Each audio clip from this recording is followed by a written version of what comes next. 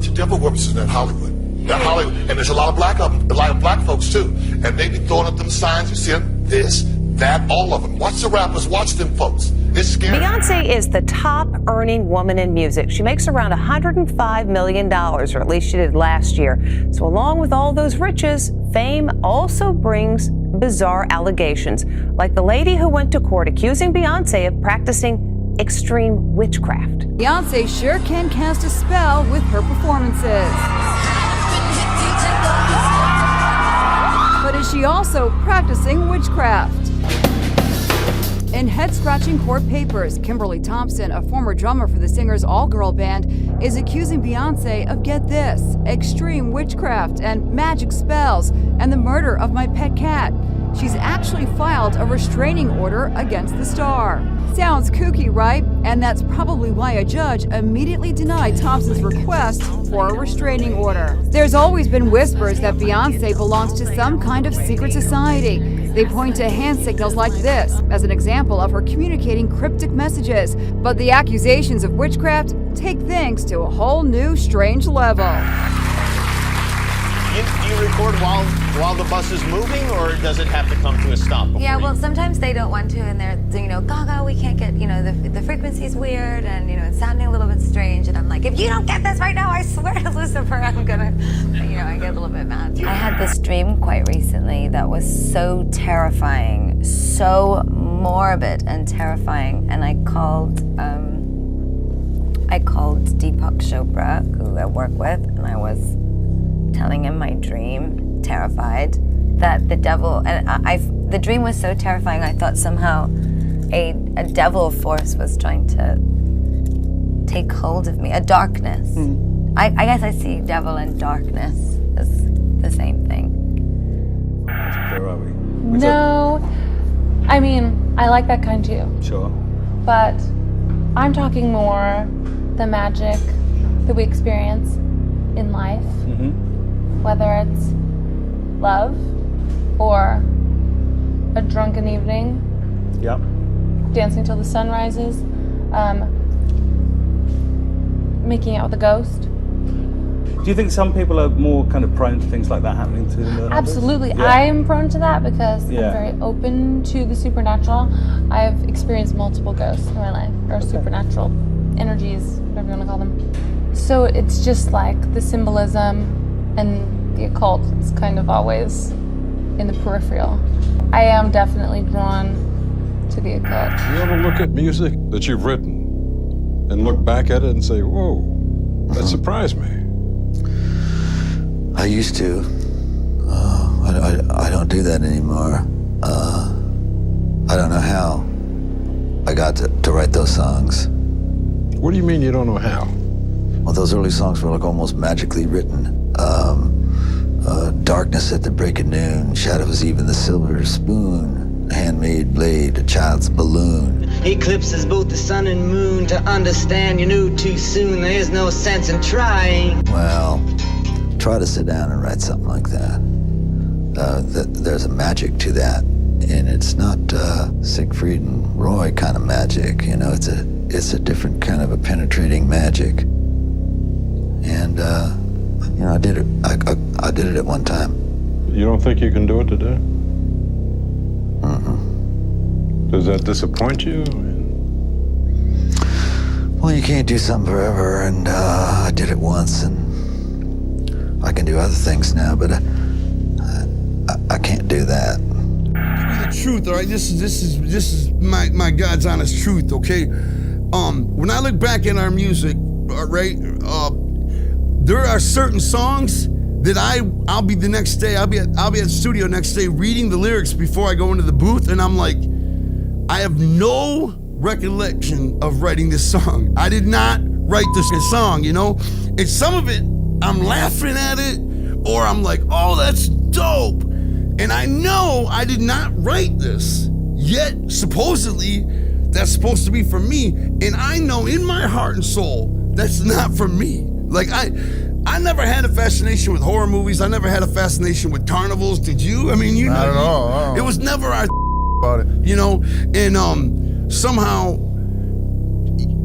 certain elements to our music were ghostwritten by this presence that we've by named a spirit, the Dark by the Carnival. power. You know, we name it. Yeah. And I think the same presence, okay, like for example, you know, Michael Jackson used to say, we're huge Michael Jackson fans, by the way. Michael Jackson used to say, when, you know, he would call his producer at 4 a.m. and be like, hey, make this beat. And he would be, you know, beatboxing it out, and the producer would be like yawning, oh, Mike, can't we do this in the morning? And he used to joke and say, no, because when the inspirations, when you get the messages from above, you've got to take them and work on them now, or they might give it to Prince.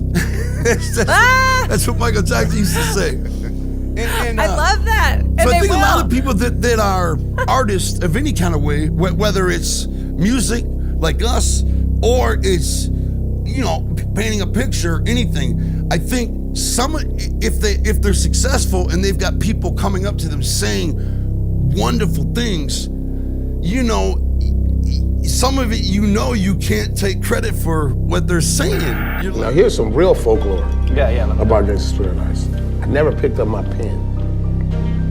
I wrote Gangsta's Paradise out like I already knew it. It was a divine intervention. It really is kind of crazy how that thing all came together. I gotta say it like this. I didn't even write Gangsta's Paradise. Gangsta's Paradise wrote me, bruh. I was an instrument. And the song was the entity, and it was like this. And it wrote itself. Today's music is powered by an unprecedented technology and popularized by the largest, wealthiest, and most leisured generation in history.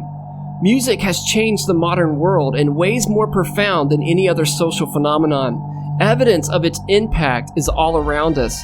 Music has become a multi-billion-dollar industry. It might seem inconsequential, but music can definitely have a powerful impact on both the culture from which it is born and the society in which it is released.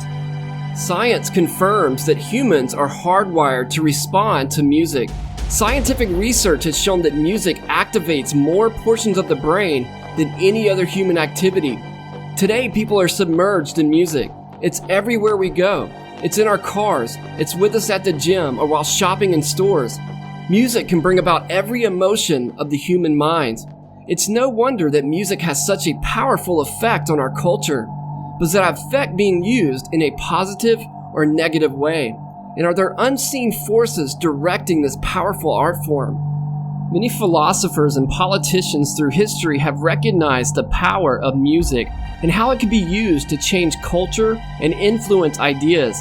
Communist leader and founder of the Soviet Union, Vladimir Lenin, said, "One quick way to destroy a society is through its music." According to Plato, music is able to bypass reason and penetrate the soul.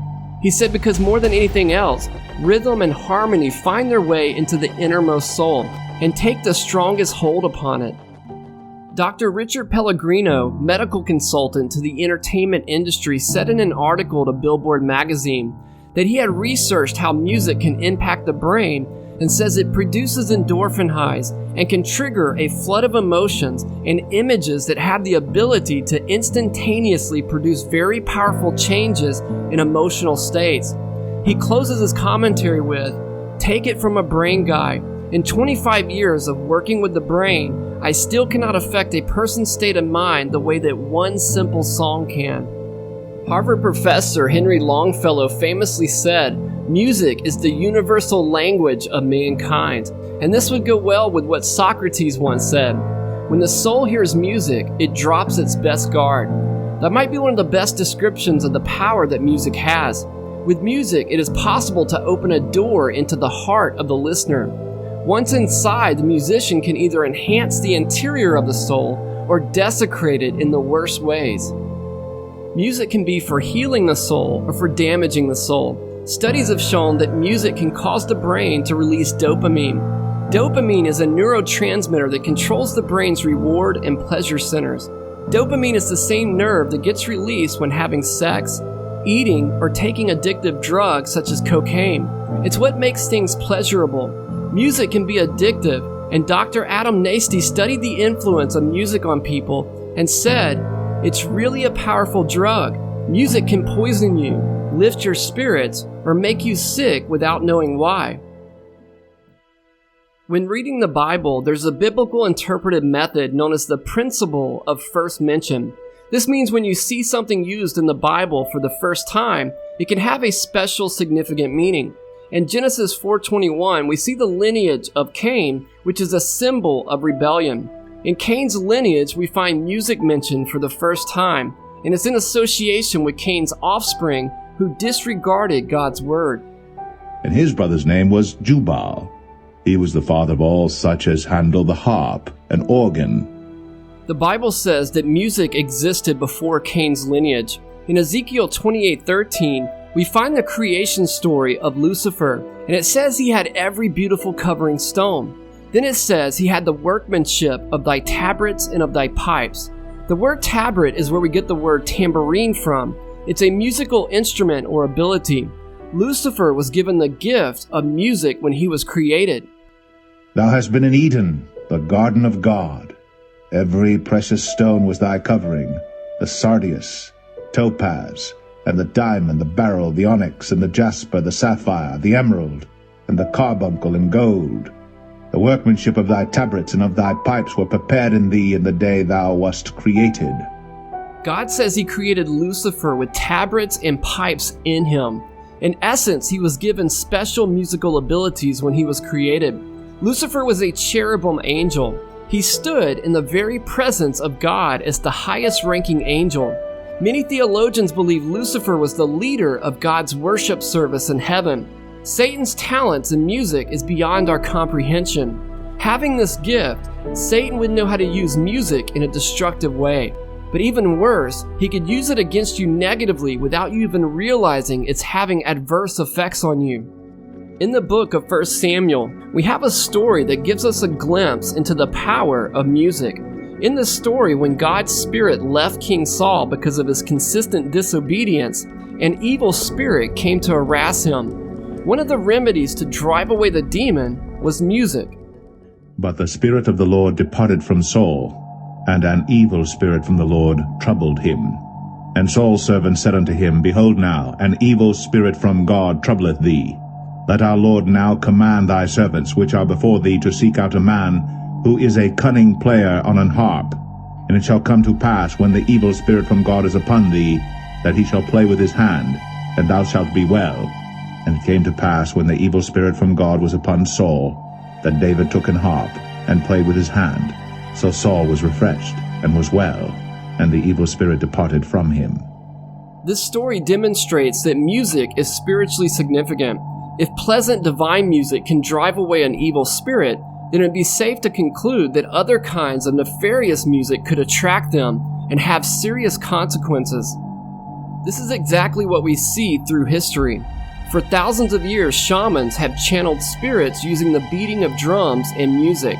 Demonic possession has always played a key aspect in tribal religious ceremonies. Many do not realize this is where rock and roll is derived from. The tribal music came over on the slave trades, then over time developed into blues and later became rock and roll. We also see similar practices with the Greeks. They also had rituals using music and dancing to channel spirits.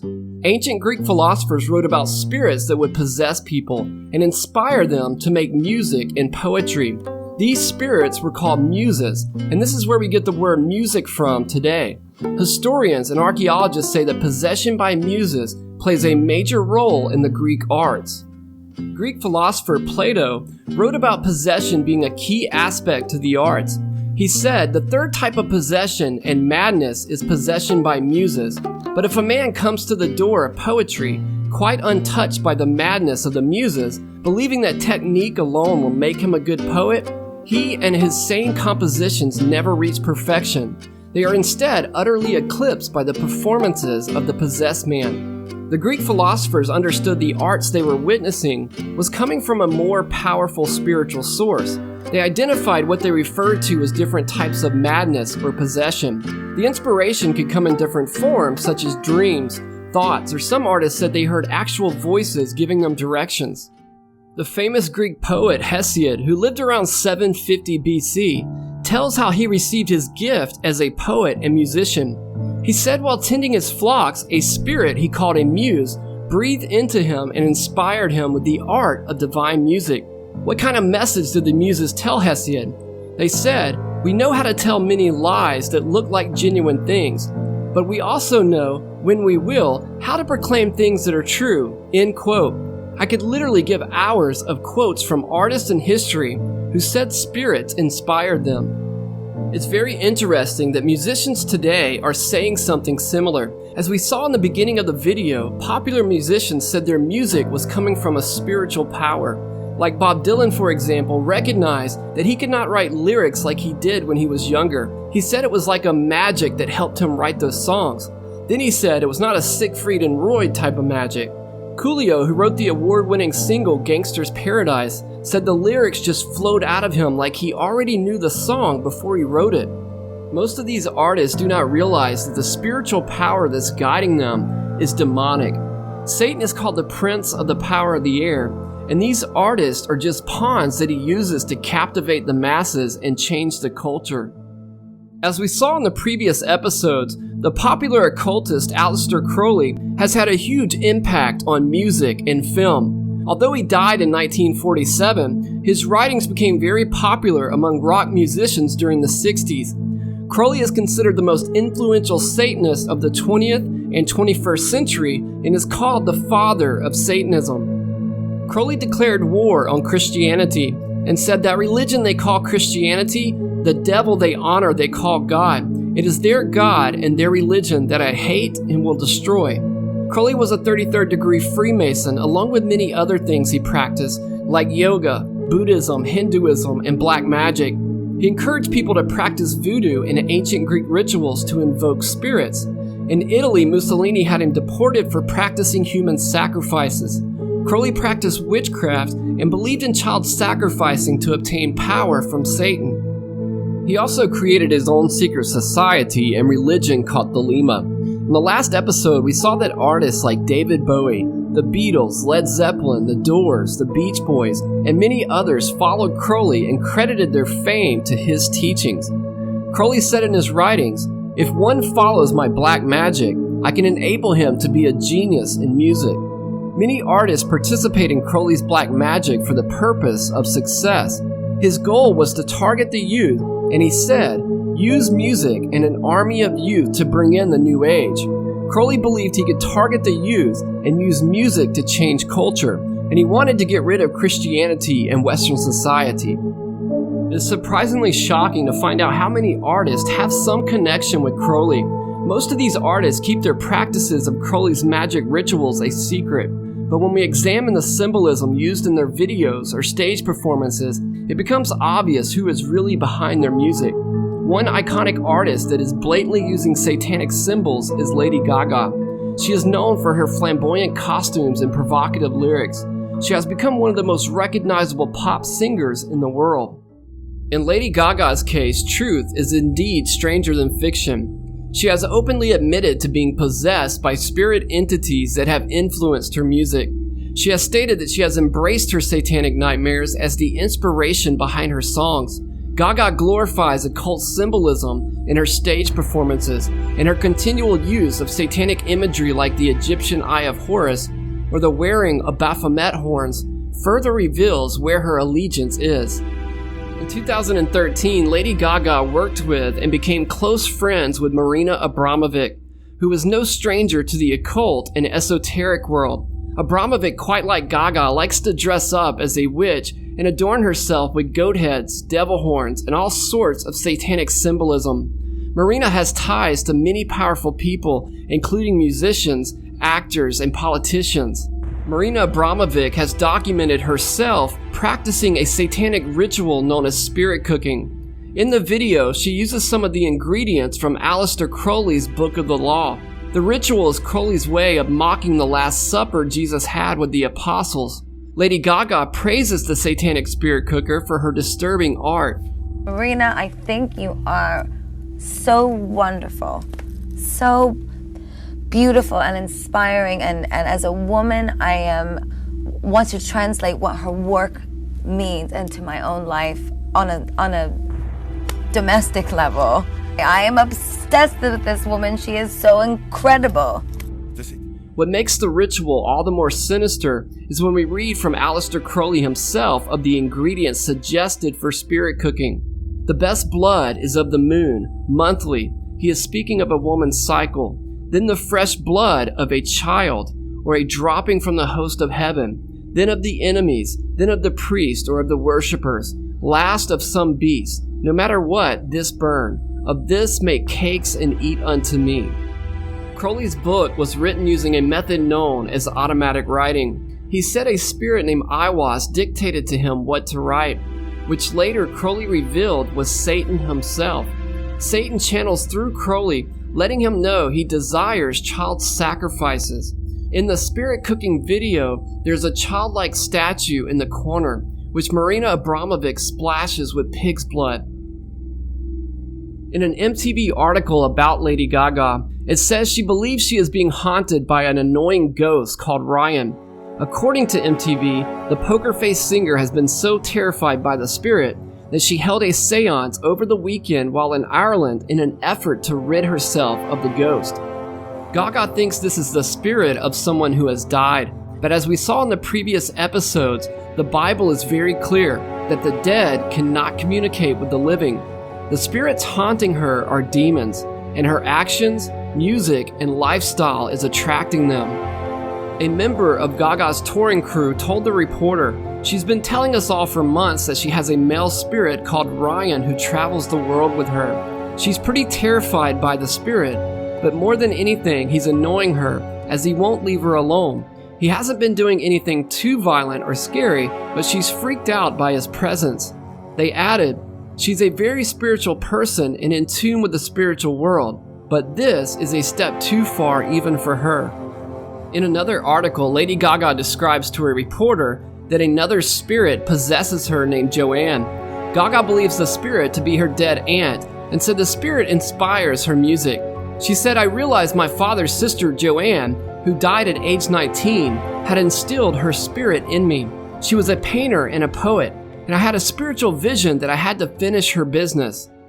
Lady Gaga tells Rolling Stone magazine that the devil is trying to take her over. She then gives details about a reoccurring dream. She says, "I have this reoccurring dream sometimes. There's a phantom in my home, and he takes me into a room, and there's a blonde girl with ropes tied to all four of her limbs, and the ropes are pulling her apart. But then it gets stranger. I never see her get pulled apart, but I just watch her whimper, and then the phantom says to me, 'If you want me to stop hurting her, you will cut your wrist.'" The article goes on to say Gaga was confused by her dream and turns to other sources to find out its meaning. She says, "So I looked up the dream and I couldn't find anything about it anywhere. And my mother goes, 'Isn't that an Illuminati ritual?' And I was like, 'Oh my God.' She then admits her nightmares inspire her eccentric stage performances. She says, 'I do have morbid dreams, but I put them in the show. A lot of the work I do is an exorcism for the fans, but also for myself.'" Gaga couldn't be any clearer that spirits are guiding her music. In 2012, according to the staff at a London's Intercontinental Hotel, Lady Gaga left her room's bathtub filled with blood. Her room's housekeeper stated, and I quote, that Gaga was bathing in blood as part of a satanic ritual. The MTV article stated, "The eccentric singer reportedly shocked staff when she checked out of a London's lavish Intercontinental Hotel last summer, and they discovered a pool of blood in the bathtub of her suite. One housekeeper claimed the pop star was bathing in blood as part of a satanic ritual. The hotel staff told a reporter, and I quote, "Lady Gaga left large amounts of blood in the suite during a stay this summer. The incident was reported to management, but she was told by the manager to put it out of her mind," end quote.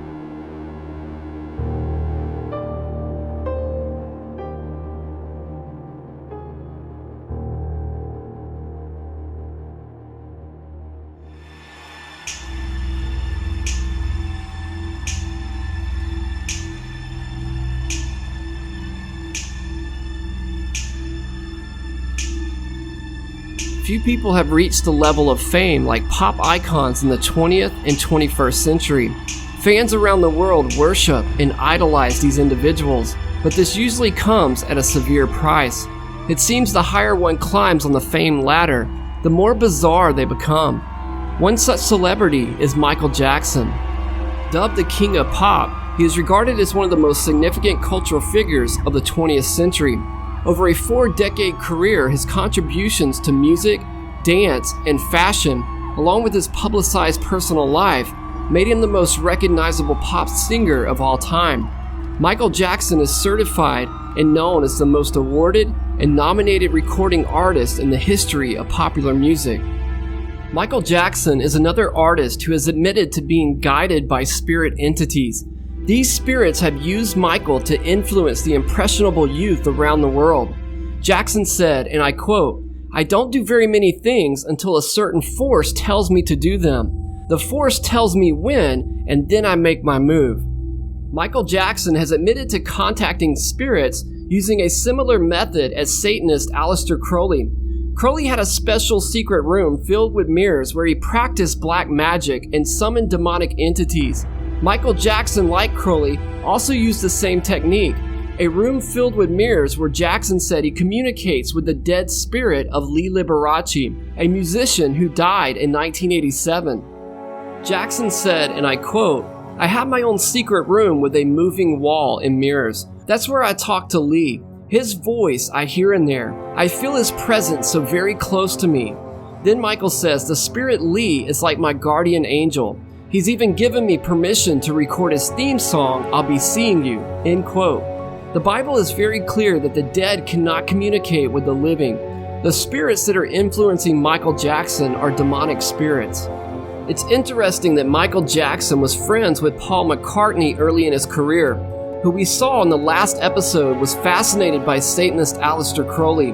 The Beatles had pictures of Crowley on their Sgt. Pepper album cover. You can often see Jackson wearing the Sgt. Pepper-like soldier attire when he has accepted all of his awards.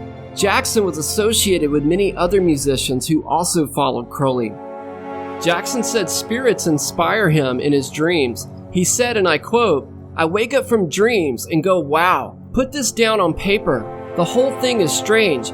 You hear the words, everything is right there in front of your face, and you say to yourself, I'm sorry, I just didn't write this. It's there already.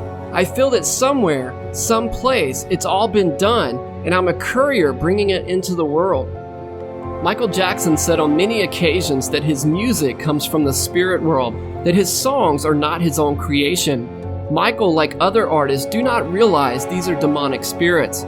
Listen to this interview clip where Michael says the music comes from above and he has to get out of the way of the inspiration, that the music writes itself. How do you write a song? How do you write a song? How do I write a song? Well, you don't have a pen in your hand and you don't try. What would happen? If I sat here and played some chords, whatever, and say, I'm going to write the best song I've ever written, nothing happens. Something in the heavens has to say, look, this is the time that this is going to be laid on you, and this is when I want you to have it. Now, I remember when I wrote Billie Jean, I was riding in my car down Ventura Boulevard. All I said to myself beforehand, I want to write a song with a great bass hook, you know, and I just let it go, really. And then several days later, you know, you know, the whole Where did that come from? From above. So, really did. Okay, you were singing the bass line. Sing that again, and then what happened? How did you get the other instrumentation and the composition? How did it work? See, the thing is, artists seem to get in the way of the music. Get out of the way of the music. You know, don't write the music. Let the music write itself. The dance. During an interview with Oprah Winfrey, she asked, "Why do you always grab your crotch?" Michael answered, "I think it happens subliminally. So if I'm doing a movement and I go bam and grab myself, it's the music that compels me to do it. I'm not thinking, okay, I'm going to grab down there and it's not a great place. I don't think about it, it just happens. Sometimes I'll look back at the footage and I'll go, did I really do that? So I'm a slave to the rhythm." To lose control of oneself is another key aspect of demonic possession. And Michael Jackson's dances are similar to what scholars have seen in other cultures, especially in voodoo, where shamans use music and dancing to channel spirits. Like Michael Jackson, the shamans do not realize these spirits are not spirits of their dead ancestors, but they are really demons using them to change culture and to communicate with people. Throughout history, Satan has used mediums to interact with humans. Here's what a professor and doctor of musicology said. He has studied music and voodoo in other cultures for many years, and he said, Voodooists establish and maintain contact with cosmic entities they call Aiwa, which are demons. Among many elements used, music and dance are the most visible vehicles for achieving contact. The Iowa not only shape the music and the dance, they shape all aspects of the people's lives and vice versa. Possession is first and foremost a means of communication. It is through singing, playing of the drums, and dancing that voodooists establish contact with the spirits. Michael Jackson describes experiences on stage like voodoo possession. He stated, when I hit the stage, it's all of a sudden a magic from somewhere that comes, and the spirit just hits you, and you just lose control of yourself. The pop star really showed his occult ties when in 2003, CBS, CNN, and Vanity Fair magazine all published an article about Michael Jackson performing a voodoo ritual. According to the articles, Jackson wanted Steven Spielberg and music mogul David Giffen dead, along with 23 other people on Jackson's hit list. The report said he got a witch doctor to put a curse on them. The magazine says, and I quote, Jackson paid $150,000 to an African voodoo chief named Baba who chanted, David Giffen be gone, Steven Spielberg be gone. Jackson reportedly spent another 6 figures to take a bath in sheep's blood because that was supposed to make the curse stronger. This sounds eerily similar to the story about Lady Gaga bathing in blood. The article stated, and I quote, Jackson, who underwent a bloodbath as part of a ritual, then ordered his former business advisor, Mi-Young-Ho Lee, to wire $150,000 to a bank in Mali for a voodoo chief named Baba, who sacrificed 42 cows for the ceremony. The same Vanity Fair article goes on to say that Jackson has paid other voodoo chiefs large sums of money to perform black magic rituals. A large part of the payment, according to the magazine, goes to purchase the animals that they will sacrifice for the ceremonies. Satanist Aleister Crowley encouraged voodoo black magic in his books and told musicians that if one follows my black magic, I can enable him to be a genius in music. Many artists participate in Crowley's black magic for the purpose of success and to invoke spirits for musical inspiration. It's also very interesting that Aleister Crowley worshipped and was obsessed with the Greek god Pan, so much that he wrote poems about Pan and spoke of him in his literature. The Greek god Pan could inspire music. He's often depicted playing the pan flute and is the god of sexual deviance, rape, and torture. Michael Jackson placed a voodoo curse on Steven Spielberg because he denied Michael the chance to play Peter Pan's character in a movie. The Disney character Peter Pan is based on the writings of J.M. Barrie's books, and he based them on the Greek god Pan. Accusations were brought against the author, Barrie, of child molestation. Barrie's books say very creepy, horrific things about children, and it's very strange that Disney would turn these into movies. According to the Greek myth, Pan is known for his sexual perversion. This is why the modern depictions of him in cartoons and movies show him corrupting the female characters. Pan's appearances in films like Chronicles of Narnia are simply eerie. For example, when Mr. Tumnus, the Pan character, takes a little girl Lucy back to his place and serves her an hallucinogenic drink, then he begins to play the Pan pipes and she passes out.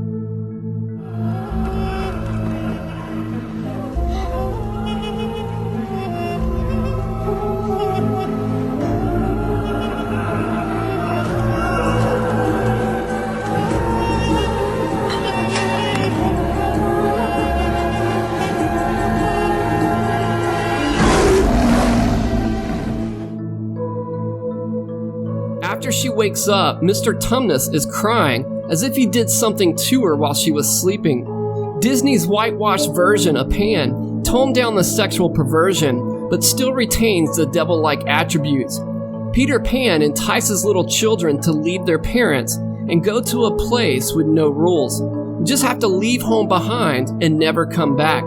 This is the same lie that Lucifer told the angels in heaven. Don't you want to go to a place where you never have to follow the rules? Pan's friends, interestingly, are called the Lost Boys and are taken to a place where selfishness and Crowley's philosophy of do what thou wilt are the only rules. Michael Jackson was so obsessed with Peter Pan that he built his own private theme park and called it Neverland. Like Aleister Crowley, Michael had a very creepy interest in the god Pan, and in his home studio he had a painting of himself surrounded by young naked boys. The painting depicts Michael as the god Pan, holding a pan flute. In 1993, Michael Jackson was accused of molesting 3 different children. One was a 13-year-old boy named Jordan Chandler. Michael befriended him and his mom and started flying them around the world to stay with him while he was on tour. Michael talked the mother into letting the boy sleep in the same bed with him, and he did so for many months.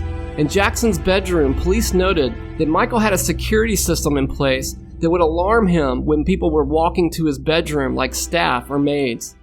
Ex-cop Robert Wagner was Jackson's head of security. When I first started working at Neverland, I thought it was a paradise, really a beautiful place to work. One of Wagner's duties was keeping a record of who slept where.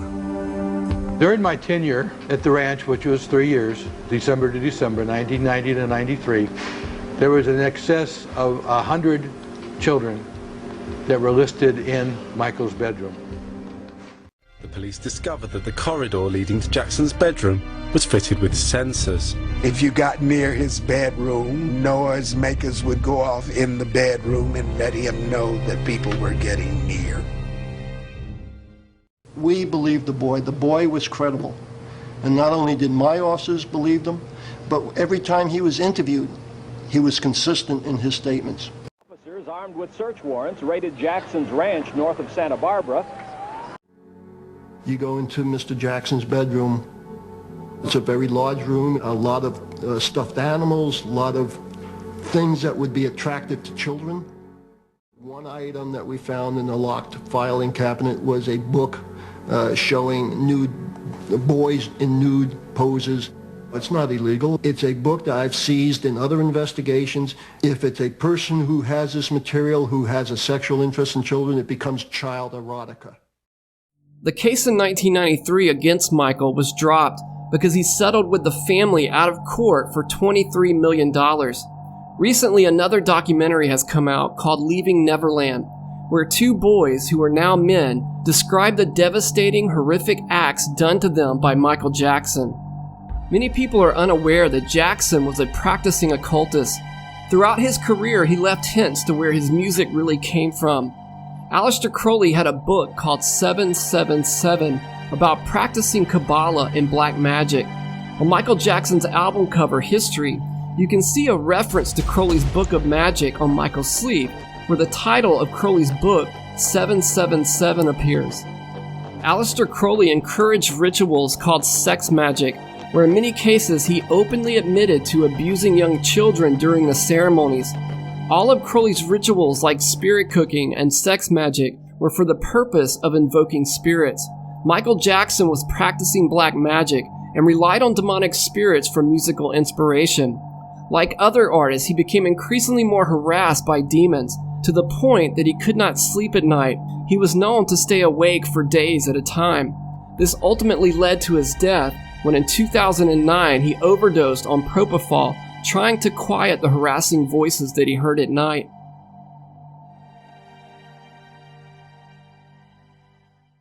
In the last episode, we talked about the rock bands arising out of the psychedelic movement of the 1960s, having connections to the occult and Aleister Crowley. Bands ever since have been aware that if they practice Crowley's magic rituals, they can invoke spirits for musical inspiration, but it comes with serious consequences. One of the most famous record producers in the world has encouraged his talents to seek the spiritual world for inspiration. The infamous Rick Rubin, producer and former co-president of Columbia Records. He also co-founded Def Jam Records with Russell Simmons. Rick has become the most sought-after producer in popular music. In 1983, Rick borrowed $5,000 from his parents to start the Def Jam label in his New York University dorm room. Soon he was working with some of the most recognizable names in popular music. Rick has multiple Grammys with artists like Johnny Cash to Justin Timberlake. Even if you do not recognize the name, you have listened to music that he has produced. Rick Rubin is known in the music industry as a spiritual shaman. The artists go to his studio for spiritual inspiration. While Jay-Z was recording at Rubin's house, the camera shows one of the books he and Jay-Z were into, a book on white and black magic. Jay-Z, of course, has been seen with Aleister Crowley's Do What Thou Wilt on his shirt, showing his interest in Crowley's black magic. Rick Rubin's library is filled with occult books on topics like how to channel spirits and transcendental meditation. He is very aware of the spiritual aspect of music, but what he is not aware of is he is channeling demons, not ghosts of dead people. The Bible is clear that the dead cannot communicate with the living. Rick Rubin purchased a house which everyone refers to as the mansion, used for recording music. The mansion is considered haunted by spirits. Rubin and all the bands that record there assume it's haunted by ghosts of people who have died, not realizing these are demonic spirits. In 1991, the band Red Hot Chili Peppers came to Rubin to record their most popular album at the mansion. This way. The Chili Peppers' last album, 1989's Mother's Milk, was a surprising success. So for the follow-up, they're enlisting help from the spiritual world and recording in an old haunted house instead of a regular studio, which is one thing we learned when we dropped by the other day. The house, by the way, is an ancient Hollywood ruin, and it's, of course, haunted. We had these psychics that came up here, and at one point they said that they saw a lady in black walking in the back, and she was a ghost. The lady ghost in the house lives up in the tower right up there. That's the only way to get to it. And we're all scared to go up there. This is the world famous Rick Rubin, my favorite record producer in the whole world. He's a long-haired hippie love child who just wants to hang out and make beautiful music for the people and for all the kids and make everybody happy, and it's a wonderful thing. We're trying to set up an environment to make a cooler than average record. And so far, it is successful. I think it's an unusual sounding record. I don't think it's a typical, compared to the other records that are going to come out this year, this is going to sound a lot different. Rick Rubin encouraged the Chili Peppers to record at his haunted mansion to invoke spirits that would inspire the music. The album named Blood Sugar Sex Magic references Aleister Crowley's magic rituals. Crowley spelled magic with a K at the end, and you'll notice this spelling used with many other popular artists. The blood sugar part of the title references spirit cooking spells, as we saw at the beginning of the video with Marina Abramovic. By including Crowley's black magic in the title of the Chili Peppers album, I'm not shocked it was one of the highest selling albums of all time. As Crowley said, if one follows my black magic, I can enable him to be a genius in music. The guitarist of the Red Hot Chili Peppers, John Frusciante, admits he's into practicing Crowley's black magic. Lead guitarist John Frusciante said more than a few of his songs are inspired by Crowley. He said, and I quote, "Emptiness, I'm Around, and 666 were all written while I was reading a biography about Aleister Crowley. Each of these three songs, in their own way, are the result of me thinking about him and his life." John Frusciante had practiced Crowley's black magic for so long that he could no longer get the demon voices out of his head. Like other artists who dabble in black magic, they become increasingly more harassed by the spirits they are invoking and are not able to control the situation. He said, and I quote, "I wasn't spiritually protected against the spirits that meant me no good. Ghosts that are there just to blank with me and drive me crazy. I couldn't discern between them and the ones that were helping me, and I was so confused. Everything that I was learning seemed to be pulling me towards death." John Frusciante thought that the spirits guiding him were ghosts of dead people, not realizing these were demonic spirits. These artists reject what the Bible teaches and have fallen for other false religions. Then Satan can easily deceive them and use their music to influence the impressionable youth. For to him that is joined to all the living there is hope. For a living dog is better than a dead lion. For the living know that they shall die, but the dead know not anything, neither have they any more a reward. For the memory of them is forgotten. Also their love and their hatred and their envy is now perished. Neither have they any more a portion forever in anything that is done under the sun. One of Satan's most powerful delusions is making people think that when someone dies, their spirit can continue on earth. This contradicts what the Bible says, that the dead know not anything and have no portion forever in anything that is done under the sun. When talking about Rick Rubin's mansion and the Chili Peppers recording their album there, John Frusciante said, "There are definitely ghosts in that house." Drummer of the Chili Peppers, Chad Smith, was so scared of the ghost, he refused to stay the night in the mansion and left every afternoon, then returning again in the morning.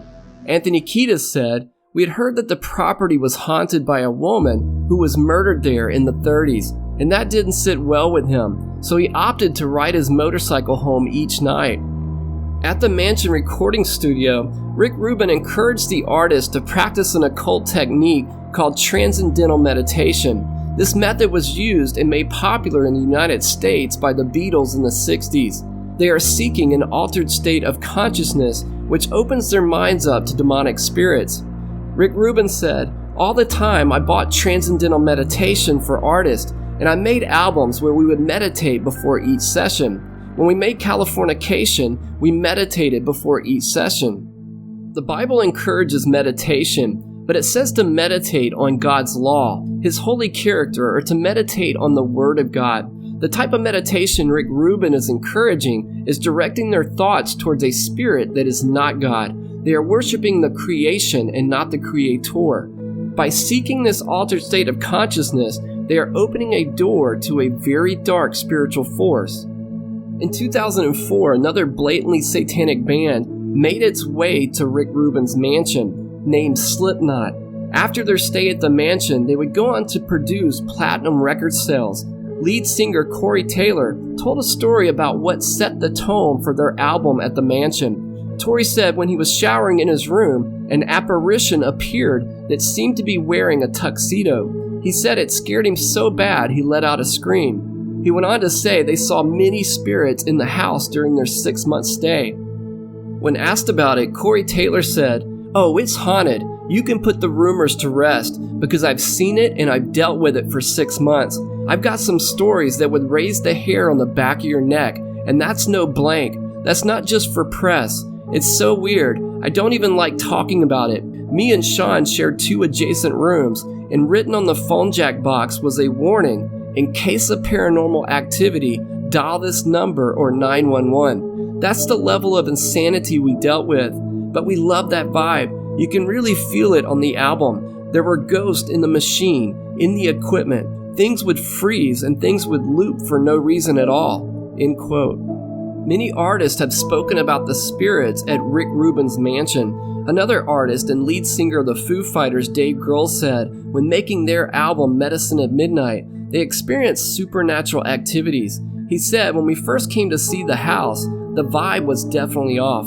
We knew that it was a bit creepy. You know, some people believe in ghosts, some people don't. Some people are receptive to bad vibrations, some people are not. But when we walked into this place, it was undeniable that there were cold spots. You had that feeling in the back of your neck like someone was standing right behind you watching you. I've lived in a house in Seattle that actually had a ghost in it. Things would move. You would hear footsteps. But the worst part was when you were downstairs in the house, you felt like someone was right blanking behind you. And at night, when you closed your eyes, you felt like someone's face was right next to yours. That's really blanked me up." Then Dave says, "Anyway, so when we walked into the house, the mansion, I knew the vibes were definitely off, but the sound was blanking on. So we started working there, and it wasn't long before things started happening. We would come back to the studio the next day, and all the guitars would be detuned, or the settings we had put on the board the night before, all of them had gone back to 0. It got to the point where I brought one of those Nest cams that I still have at my home for when my kids would sleep in their cribs. I set it up overnight so that we could see if there was anyone there or anyone was coming to blank around with us. At first, nothing. And right around the time we thought we were ridiculous and we were out of our minds, We started to see things on the Nest cams that we couldn't explain. Then we found out the history of the house. I had to sign a blanking non-disclosure agreement with the landlord because he's trying to sell the place. So I can't give away what happened there in the past, but these multiple occurrences over a short period of time made us finish the album as quickly as we could. Artists are very aware of the spiritual aspect of music, and they are purposely invoking these spirits for musical inspiration. I could not express in words how spiritually significant music is to the mind. Our youth are especially vulnerable to music. The melodies combined with destructive lyrics are designed to give subliminal suggestions. Music can affect your emotions and your intellect at the same time, making it a very powerful weapon. The founder of MTV, Bob Pittman, made a very revealing statement. The most widely watched music channel on television made no bones about the fact that they were aiming at changing the way teenagers think. He said, and I quote, "We're dealing with a culture of teenage babies. They can watch TV, do their homework, and listen to music all at the same time. The strongest appeal you can make is emotional. If you can get their emotions going, make them forget their logic, you've got them. At MTV, we don't shoot for the 14-year-olds, we own them." MTV's founder, Bob Pittman, clearly understood the emotional power of the music media combination to capture the minds of the teenagers. Satan knows it is also the most powerful art form to change cultural norms. Understanding that Satan has weaponized music and media is essential to winning the supernatural battle that we are all in. The messages coming from these popular artists are designed to bring out our carnal nature and make sin seem appealing and acceptable in our culture. Many people have underestimated the power of media and are failing to protect themselves from the war raging around us for the minds of mankind. The Bible says our minds and bodies are to be a temple for God, and God's Spirit wants to dwell in us. Know ye not that ye are the temple of God, and that the Spirit of God dwelleth in you? If any man defile the temple of God, him shall God destroy. But the temple of God is holy, which temple ye are. By listening to music that was carefully crafted by demonic spirits, we are opening our minds to being inhabited by a spirit that is not God. We are inviting these demonic forces into our lives and defiling the temple that God has created. In this episode, we only touched on a few artists, but there was much more information I could not fit in this video. But we'll cover more on this topic in the future. If you like this episode, you can go back and see the 2 previous episodes, 4 and 5, on media and music. Don't forget to subscribe to our YouTube channel or follow us on Facebook and Rumble. Join us for the next episode of Signs of the Times, where we will examine the UFO phenomenon and how it is spiritually significant. Thank you for watching, and God bless.